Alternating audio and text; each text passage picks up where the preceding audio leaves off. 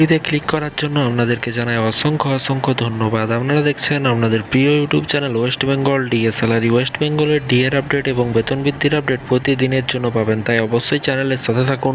চ্যানেলটিকে সাবস্ক্রাইব করে পাশে থাকা বেল আইকনটিতে প্রেস করে রাখুন পরবর্তী লেটেস্ট আপডেট পাওয়ার জন্য। চাকরি হারাদের সবাইকে যোগ্য বলে সংস্থাপত্র দেব কিভাবে নানা ধরনের কারচুপি থাকতে পারে। সিদ্ধার্থ বিরাট বড় একটি আপডেট উঠে আসলো সুপ্রিম কোর্ট থেকে। কি বলা হয়েছে, আইনজীবীরা কি বলছে, চলুন দেখে নেওয়া যাক। আদালতের রায়ে সদ্য চাকরি যাওয়া 25,753 জনের মধ্যে কারা যোগ্য আর কারা অযোগ্য সম্পূর্ণ তালিকার জন্য তা স্পষ্ট করে বলা তাদের পক্ষে সম্ভব নয় বলে কিন্তু ফের কবুল করল এসএসসির বোর্ড। এসএসসির চেয়ারম্যান সিদ্ধার্থ মজুমদার বলেন, সবাইকে যোগ্য বলে সংস্থাপত্র দেব কিভাবে, নানা ধরনের কারচুপি থাকতে পারে, কারো একাডেমিক নম্বর বাড়ানো থাকতে পারে, ইন্টারভিউ নম্বর বাড়ানো হয়ে থাকতে পারে এবং প্রত্যেক পরীক্ষার্থীর মাধ্যমিক নম্বর থেকে শুরু করে সব কিছু খুঁটিয়ে দেখা সম্ভব নয়। এরপরে যদি ওই তালিকা থেকে আরও 30 জন বেআইনি নিয়োগ বেরোয় তখন কি হবে, তাই সবাই যোগ্য কিনা নিশ্চিত নয়, এই কথাটা কিন্তু বলেছি। এবং এর পাশাপাশি বলেছে, কলকাতা হাইকোর্ট রায়ে 25,753 জন শিক্ষক ও শিক্ষাকর্মীদের চাকরি বাতিল হওয়ার পরে কিন্তু অভিযোগ ওঠে, বারবার চাওয়া সত্ত্বেও কিন্তু কোর্টে যোগ্য প্রার্থীর তালিকা জমা দেয়নি এসএসসি। এই প্রসঙ্গে সিদ্ধার্থ জানান যে 2016 সালে নিযুক্তদের মধ্যে 5,250 জন অযোগ্য বলে কোর্টে হলফনামা জমা দেওয়া হয়েছিল। চাকরিহারা শিক্ষকদের প্রশ্ন, বাকিরা যোগ্য কিনা সেই সংস্থাপত্র কেন তারা দিতে পারছে না।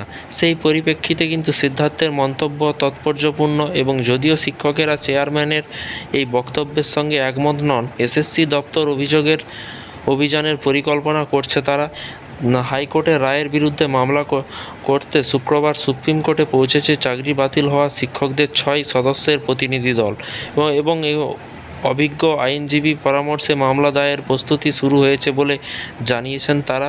তবে সিদ্ধার্থ জানিয়েছে যে হাইকোর্টের রায়ের বিরুদ্ধে তারা সুপ্রিম কোর্টে যে মামলা করেছেন সেটি কবে উঠবে তা এখনও কিন্তু জানতে পারা যায়নি বা জানতে পারেনি তারা। উল্লেখ্য, হাইকোর্টের রায়ের বিরুদ্ধে রাজ্য আগেই মামলা দায়ের করেছে শীর্ষ আদালতে।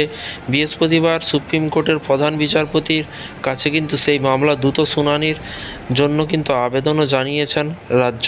এবং সূত্রের খবর, এখনও পর্যন্ত সুপ্রিম কোর্টের ওয়েবসাইটে সম্ভাব্য শুনানির দিন আগামী শুক্রবার দেখাচ্ছে। সোমবার যে মামলা শুনানি হবে তার অতিরিক্ত তালিকা আজ শনিবার বেরোবে, ফলে সেই তালিকা থেকেই জানা যাবে যে আগামী সোমবার এসএসসি মামলা শুনানি হতে পারে কিনা।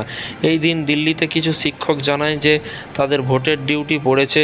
দিল্লি আসার তার প্রশিক্ষণ নেবেন কিভাবে সেই বিষয়ে তারাও চিন্তিত। সংগ্রামী যৌথ মঞ্চের অন্যতম আহ্বায়ক ভাস্কর ঘোষ বলেন, আমাদের 3 প্রতিনিধি চাকরিহারা শিক্ষকদের সঙ্গে দিল্লি গিয়েছেন, আলাদা মামলা করা হবে। দিল্লি থেকে চাকরি হারানো শিক্ষক মেহবুল মণ্ডল জানান যে আমরা দ্রুত মামলা দায়ের করব। চাকরি হারানো শিক্ষকেরা পরীক্ষা সংক্রান্ত নথি আমাদের প্রতিনিধির কাছে জমা দিয়েছেন। তো ফ্রেন্ডস, এই ছিল আজকে একটি ছোট্ট আপডেট। এই ধরনের প্রতিদিন সরকারি কর্মচারীদের আপডেট পেতে চ্যানেলটিকে ফলো করবেন। এসএসসির প্রতিদিনের আপডেট পেতে চ্যানেলটিকে সাবস্ক্রাইব করে পাশে থাকা বেল আইকনটিতে প্রেস করে রাখবেন পরবর্তী আপডেট পাওয়ার জন্য। ভালো থাকবেন, সুস্থ থাকবেন এবং নিজের খেয়াল রাখবেন। Thank you.